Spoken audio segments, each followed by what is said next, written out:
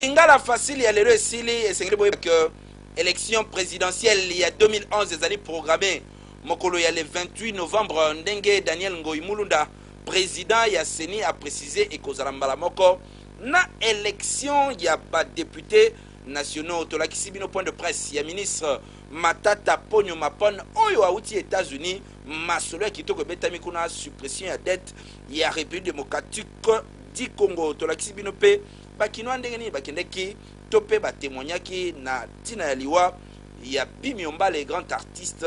ya République démocratique du Congo atikaki biso mokolo ya lobi édition ya lelo ekumbamaki na nana mwadi sima caméra